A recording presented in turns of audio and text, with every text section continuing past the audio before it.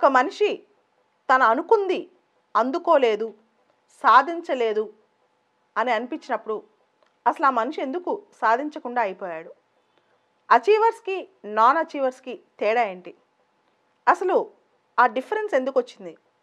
కొంతమంది అచీవర్స్లో ఉండే లక్షణాలు ఏంటి? నాన్ అచీవర్స్ ఎందుకు లైఫ్ లాంగ్ అలా మిగిలిపోతారు? అసలు ఆ తేడా ఏంటి? ఇది తెలుసుకోవడమే ఒక కీలకమైన అంశం అన్నమాట. ముందుగా నెగ్లెక్ట్. మనం అనుకున్న లక్ష్యం చేయాలనుకుంటాం, కానీ ఒక క్షణం అనుకుంటాం, 2 క్షణాలు అనుకుంటాం, రోజంతా అది మర్చిపోతాం, మళ్ళీ వారానికి ఒకసారి గుర్తొస్తాయి. నిర్లక్ష్యం. రెండోది సోమరితనం, బద్ధకం. బద్ధకం అంటే చేయాలనుకున్న దాన్ని ఒక వ్యక్తి 12 గంటలు 15 గంటలు చేస్తే మనం 4 గంటలు చేస్తే అది వర్కౌట్ అవ్వదు. దాన్నే సోమరితనం అంటారు, లేదా బద్ధకం అంటారు. తపన చాలా ఉంటుంది, నేను ఇంప్రూవ్ అవ్వాలని తపన ఉంటుంది, నేను చేంజ్ అవ్వాలని తపన ఉంటుంది. కానీ ఆ చేంజ్ అవ్వడానికి చాలా కష్టపడాలి. ఉదాహరణకి ఒక ఆన్సర్ స్క్రిప్ట్ ఉంది, రైటింగ్ కంటెంట్ బాగాలేదు, లేదా సెంటెన్సులు బాగాలేవు. మార్పు తీసుకురావాలని చెప్పి 5 ఏళ్ల నుంచి ఉన్న మార్పు రాదు. నిజంగా ఆ మార్పు మీద రోజుకి 10 గంటలు 3 నెలల పాటు కష్టపడితే వస్తుంది. సో కేవలం మనలో ఈ చేంజ్ తీసుకురావాలనుకుంటే కాదు, ఇంకొకరికి ర్యాంక్ వచ్చింది అనుకుంటే కూడా కాదు. మనం చేంజ్ తీసుకురావడానికి ఎంత టైం పెట్టాం, దానికోసం రియల్గా ఎంత కష్టపడ్డాం చాలా ఇంపార్టెంట్. ఆ తర్వాత చాలామంది వాళ్ళ ఫోకస్ చెందిన అంశం మీద ఏదో కనిపించినప్పుడు వెంటనే ఎగ్జైట్ అయిపోవటం, ఎమోషన్స్ తీసుకొచ్చేయటం, కళ్ళలోంచి నీళ్ళు రావటం ఇవి జరుగుతాయి. కానీ ఆ పని దగ్గరకు వచ్చేసరికి పనిని వదిలేస్తారు.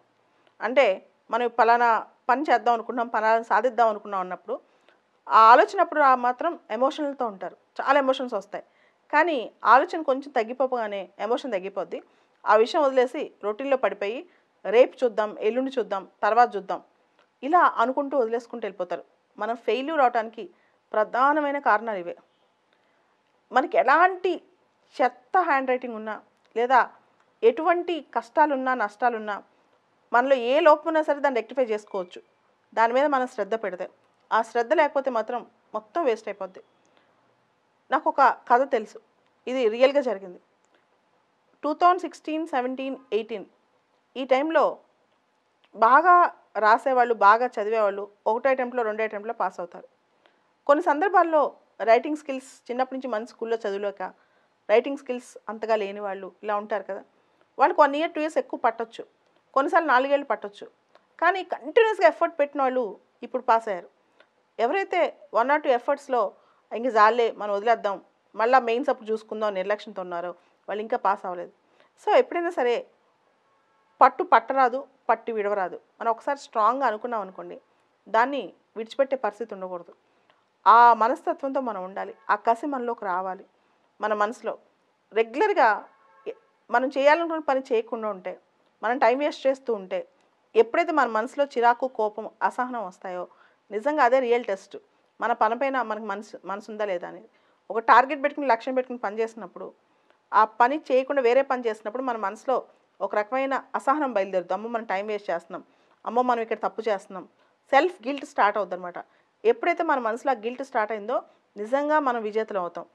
ఎప్పుడైతే పర్లేదులే మనం రేపు చూసుకోవచ్చులే అని సర్దుకుపోతామో అక్కడ మనం ఓడిపోయినట్లు లెక్క. కాబట్టి మీరు అనుకున్న లక్ష్యం పైన 100% దృష్టి పెట్టి ఏ పని అయితే అనుకున్నారో దాన్ని మాత్రమే ప్రయారిటైజ్ చేసి, నిర్లక్ష్యం, కొంచెం పోస్ట్పోన్మెంట్ ఇలాంటివి పక్కన పెట్టి శ్రద్ధతో దాని మీద దృష్టి పెడితే ఈరోజు కాకపోతే రేపైనా మనం అనుకుని సాధించవచ్చు. అలా కాకుండా వచ్చే సంవత్సరం చూద్దాంలే, తర్వాత చూద్దాంలే అని పోస్ట్పోన్ చేస్తూ వెళ్తే అది అలా పోస్ట్పోన్మెంట్ అవుతూనే ఉంటుంది.